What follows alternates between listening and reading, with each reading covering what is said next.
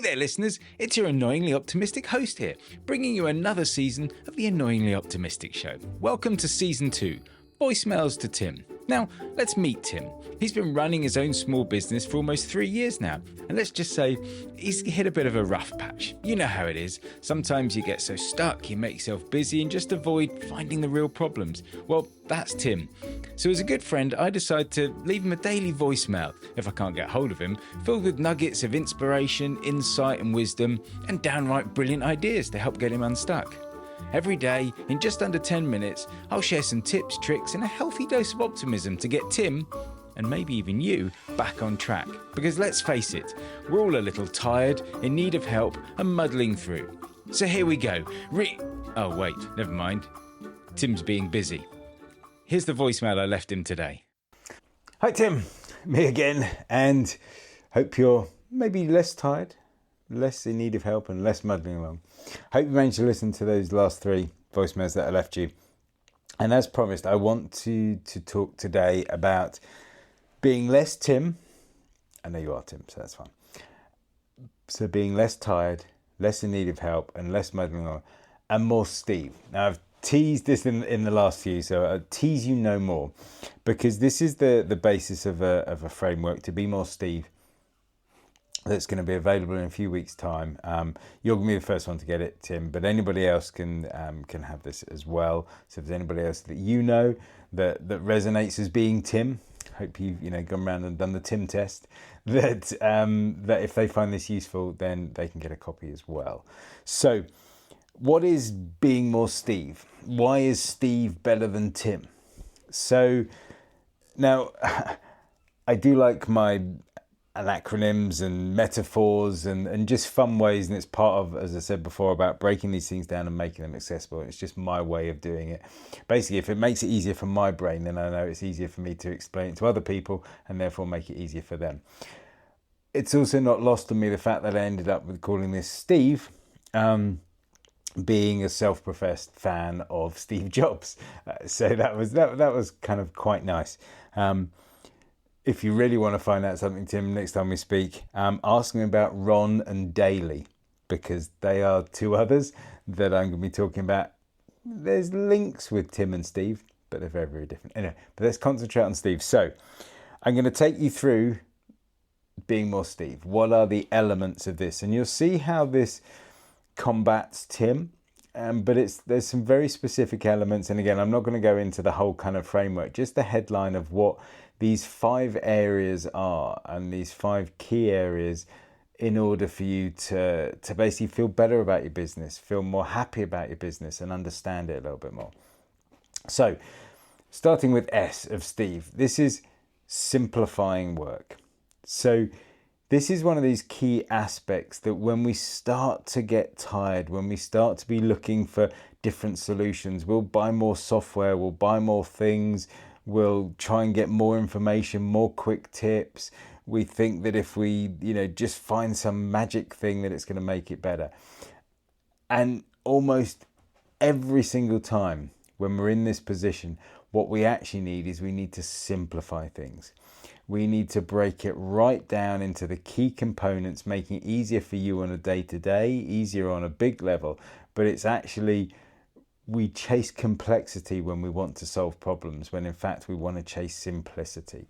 And so that simplicity of breaking things down, because as we do a job more, as we're doing it more, we collect things. And by things in this instance, I mean bits of software, bits of workflow, bits of ideas, bits of tools, and we keep bolting them on and bolting them on and bolting them on. And it feels like we're improving and systemizing the business. What we're doing is we're just making something that's more liable to break catastrophically at some point. So every so often we need to just kind of step back, simplify things. So that's the first S of Steve, is to simplify. The next one is to thrive in the business. Now, you might be thinking, well, I want to thrive in my business, but I can't just want to thrive in my business. Well, you can, because this comes down to setting your goals and really aiming for the things that you want to achieve and understanding what it is you want to achieve, what processes you want to kind of stick to in your business, what profit means for you, what drives your business. Do you want more time, more happy clients, to work less, to make X amount more money, whatever it might be. But it's really not only just focusing and working these out, but making these the cornerstones of your business. Because if you find those right purposes and those right things that will make you thrive and your business thrive, they are always based on giving something even more to your customers, even better to your customers. Because when you're self-employed, you thrive when your customers love what you do, spend money, come back, tell others about it. When we chase, I want to make my business more money, we tend to do that at the expense of the customers. So by thriving, we focus customer first, we put those goals in place and we go from there. So the first is to simplify, the second is to thrive. The third is energized and excited. Now, this, as I talked before, is about focusing on that passion, what got you here in the first instance, and really, keeping hold of that. And that goes hand in hand with this thriving and focus on customers, so that you have a business that is based around your core beliefs, your core experiences, your core enjoyment and passion, and making sure each day that your business delivers to that level. Your business doesn't become successful as an end result. It comes successful based on the decisions you make in every moment of every day. And if those decisions are based on simplicity, based on this overall guide of you thriving, and with your energy and excitement that you bring to that, then your reward will be a great thriving business by in each moment focusing on those elements. So we get back to the energized and excitement that got you here in the first place. And by simplifying things, getting rid of that baggage, and by really focusing on what your business wants to be, you will get that energy back. Now the next one, slightly controversially, so we've got S, which is simplifying, T, which is thriving, E, which is energized and excited. I like the two. And we've got V, and this is valuing yourself. And this is one of those big ones that isn't as relevant in big businesses and big organizations, relevant on a personal level, but as a self-employed, you need to value yourself.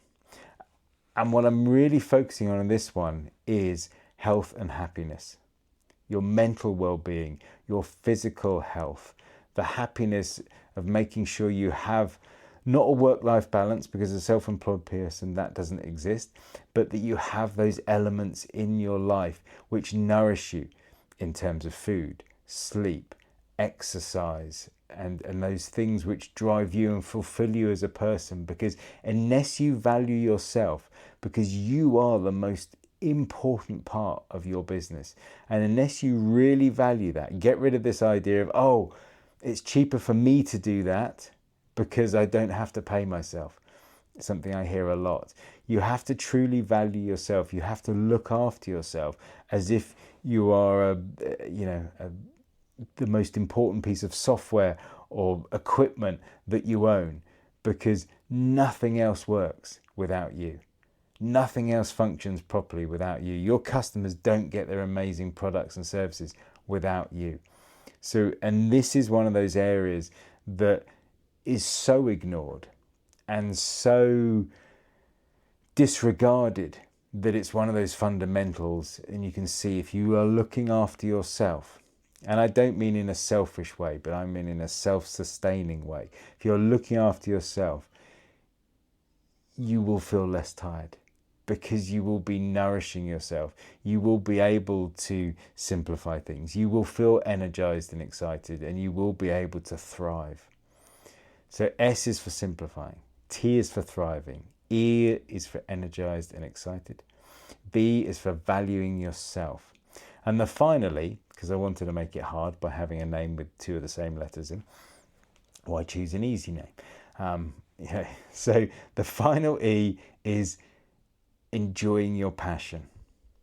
Now, this is slightly different from the others, and I want to focus on a particular point here, because this is really, and this is why it's the last E and not the middle E, because if you simplify what you do and you make your business simple, fun, easy, enjoyable, and all those things are available, they are not things that you can't have. Business doesn't have to be complicated and difficult and annoying and frustrating. So you simplify it. You focus on what you want to do, what you want your business to achieve, what you want it to bring you.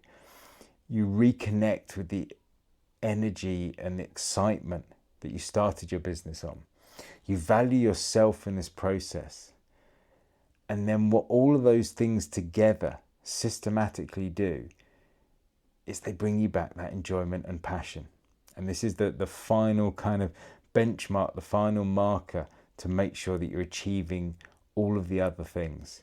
And it's this constant drive to reconnecting with your enjoyment and passion. Because being self-employed is hard by default, because there is no one there to pick up the can. You have to make the money, you have to make ends meet, you have to do everything yourself, you have to be a jack of all trades, and you have to be the master of some. Not none, some, because you'll have your passion and things like that. But it doesn't have to be crushingly hard. But you always have to keep sight of that enjoying your passion, because if you cannot be energized and excited, if you cannot look after yourself, if you cannot simplify things, if you cannot make your business thrive and serve you, enjoying and passion will go.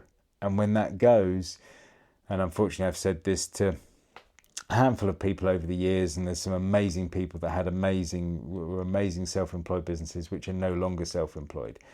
And because if that spark completely goes out, if it completely goes, it's very difficult to get back. It's not impossible, but it's very, very hard.